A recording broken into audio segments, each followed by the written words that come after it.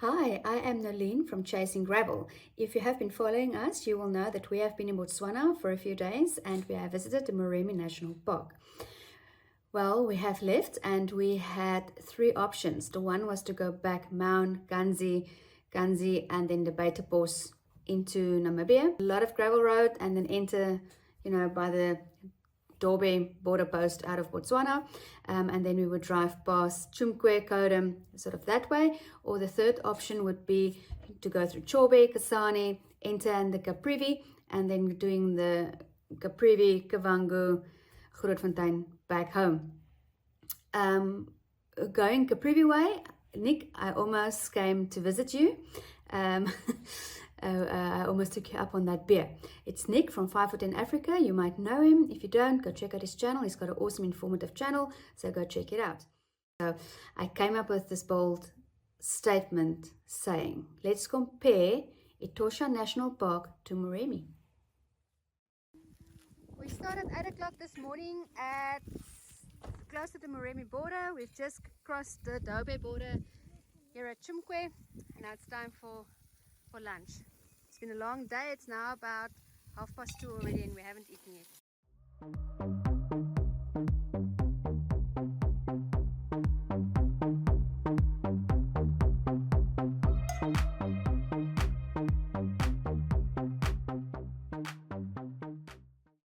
After 11 hours of driving, we are at Tababoti campsite, 100 meters from Etosha. So tomorrow morning we will get up and go to Etosha.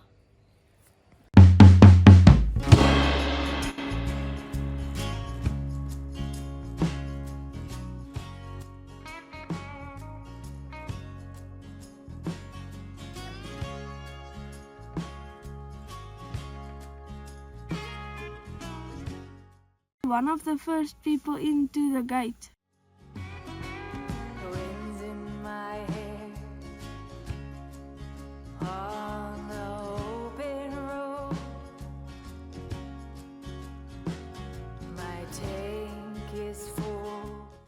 The allure of Africa lies in its vast, untamed wilderness and diverse wildlife. Two iconic national parks, Etosha National Park in Namibia and Moremi National Park in Botswana. Both offer an immersive safari experience into the heart of Africa's untamed beauty. Each park boasts unique landscapes, ecosystems, and wildlife encounters, making them both popular destinations for nature enthusiasts and also wildlife photographers. Geographical overview. Etosha National Park is located in the northwestern Namibia and covers an area of 22,270 square kilometers. Its centerpiece is the vast Etosha Pan, and it's actually visible from space. It's a big salt pan. The park comprises various habitats including savannas, grasslands and Mopani woodlands, whereas the Moremi National Park in contrast spans about 5,000 square kilometers and is situated in the eastern part of the Okavango Delta in Botswana. Those that don't know, the Okavango Delta is being fed by the Kavango River of Namibia. The park consists of a unique blend of floodplains, wetlands and dense Mopani forests. So just with the geographical overview, you can already see the difference. The wildlife diversity. Etosha is renowned for its abundant wildlife and incredible biodiversity. Visitors have the opportunity to spot the big five: elephant, lion, leopard, buffalo and rhinoceros in their natural habitats. The Etosha Pan, which becomes a shallow lake during rainy seasons, attracts a wide area of bird life, including flamingos and pelicans. Moremi National Park, also diverse ecosystems, support an impressive variety of wildlife. Its flat plains and waterways attracts numerous herbivores and predators alike. Along with the big five, visitors may encounter rare species such as the African wild dog and also the Sichutunga antelope. We have found out that they don't have rhinoceros there anymore. We didn't spot any actually. And then also what was different about this park to Etosha is that we saw a lot of crocodiles and we saw hippos. That is something that you don't see at Etosha, and that's due to the floodplains that you've got at the Okavango Delta. We also saw water monitors and skinks and all sorts of other things that you find around floodplains and water. How about the safari experience? Etosha, the unique feature of Etosha is its excellent self-drive safari infrastructure. A well-maintained network of gravel roads allows visitors to explore the park at their own pace. Rest camps and waterholes are strategically positioned, making wildlife sightings relatively predictable, especially during the dry season, May to October, when animals congregate around the water sources. There are three: Okukuyu, Halale, and Namatweni, but we will get to that a bit later. Moremi offers a more traditional safari experience with guided game drives conducted by experienced rangers. You can do self-drive safari. We did self-drive safaris, but then you need a 4x4, you need some experience, and it definitely tracks for Africa. They have boat safaris, that's additional that Etosha don't have during the flood season, allowing visitors to explore the waterways and observe aquatic species.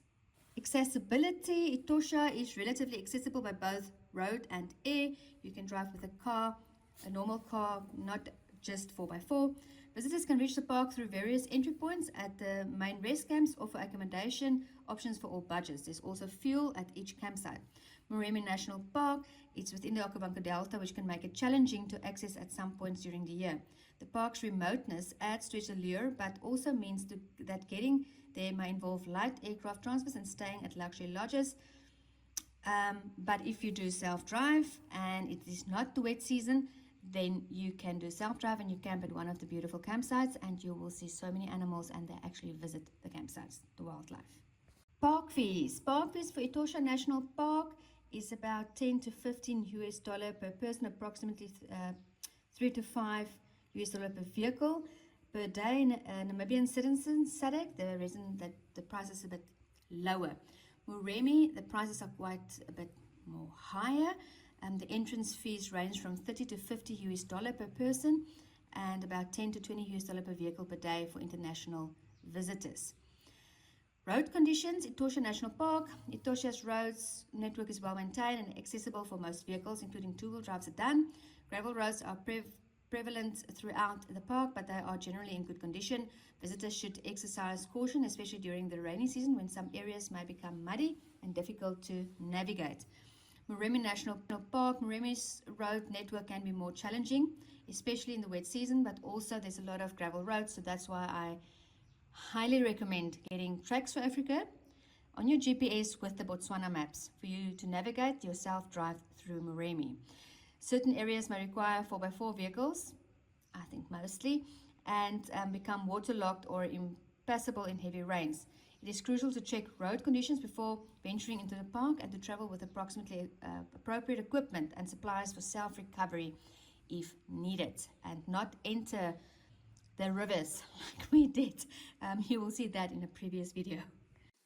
Accommodation. Etosha National Park offers a big variety of accommodation points. That's both budget and luxury. There's rest camps and there's lodges. So just check beforehand which one you prefer. There's really from camping to high-end safari experiences. Moremi is limited and mainly consists of campsites, but there is also lodges surrounding that provide luxurious and exclusive accommodations, so just check the area. Fuel and shops. Etosha National Park. Fuel is available within Etosha National Park at all three campsites, Okukuyu, Namatweni, and Halale. However, fuel prices may be higher than those outside the park. There are shops at the rest camps as well, where visitors can purchase basic supplies, snacks, and souvenirs. Moremi food availability within Moremi National Park is limited. It's crucial that you fill your tanks and jerry cans at Maun before you go to Moremi. There are no shops inside the park, so visitors must bring along all necessary supplies and provisions. Tourism in the two parks. Etosha National Park. Etosha is a popular tourist destination, no doubt about that, attracting a considerable amount of visitors every single year. We have just been there and we couldn't find any camp space. It is fully booked. So if you want to go, make sure you book well in advance. The park's management emphasizes responsible tourism practices, such as staying on designated roads and respecting wildlife natural behavior. So stay on the road and book ahead. Moremi also welcomes tourists. Its remote location and limited accommodation results in fewer visitors compared to Etosha, which makes it nice because if you drive around, you don't see many cars. You are literally remote in this wild. It is really, really nice. The park's management focuses on eco-friendly tourism to ensure the conservation of its pristine wilderness. In conclusion, both Etosha National Park and Moremi National Park offer exceptional wildlife safari experiences, but they do so in distinct ways. Etosha's vast saltpan, diverse habitats, and self-drive safari opportunities provide a unique adventure for independent travelers. On the other hand, Moremi's lush waterways, guided safaris, and exclusive lodges, and also wild camping for those seeking a more intimate and immersive safari encounter, and more for the adventure seeker that want to do a self-drive safari. Ultimately, the choice between Etosha and Moremi will depend on individual preferences, travel styles, and priorities. Whether it's witnessing the spectacle of the Etosha Pan or navigating the Incatrack water channels of the Okavango Delta, both parks promise an unforgettable journey into the heart of Africa's untamed wilderness. As these pristine natural habitats continue to be protected and preserved, future generations will have a privilege of experiencing the magic and majestic of the two exceptional national parks. So please adhere to all rules and regulations, and let's protect these parks for our children and future generations.